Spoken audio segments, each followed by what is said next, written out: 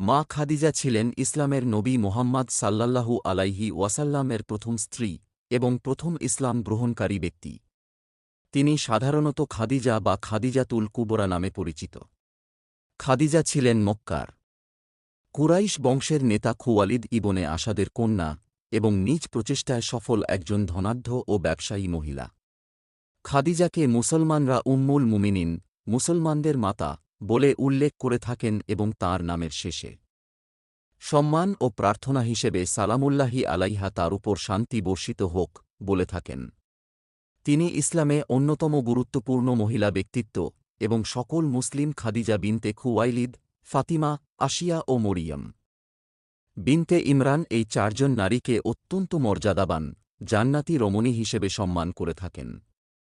মুহাম্মদ সাল্লাল্লাহু আলাইহি ওয়াসাল্লাম ২৫ বছর তার সাথে বিবাহ বন্ধনে আবদ্ধ ছিলেন এবং তার জীবদ্দশায় অন্য কোন স্ত্রী গ্রহণ করেননি। সাল্লাল্লাহু আলাইহি ওয়াসাল্লাম এর ভালোবাসা পাওয়া ও তাকে মানসিক প্রশান্তি প্রদান, সকল ক্ষেত্রে সঠিক পরামর্শ, সম্পদ, অর্থবৃত্ত ও সময় দিয়ে ইসলামের খেতমদ ও নবীয়ের সহযোগিতা অথবা ৭ জন সন্তান জন্মদান করে নবী সাল্লাল্লাহু আলাইহি ওয়াসাল্লামের বংশধরদের পৃথিবীতে আনা, সকল ক্ষেত্রেই তিনি ছিলেন সর্বগুণে গুণান্বিত সর্বশ্রেষ্ঠ নারী ও নবী সবচেয়ে প্রিয় স্ত্রী, যেমনটা পরবর্তীকালে আর অন্য কোন স্ত্রীর ক্ষেত্রে দেখা যায় না।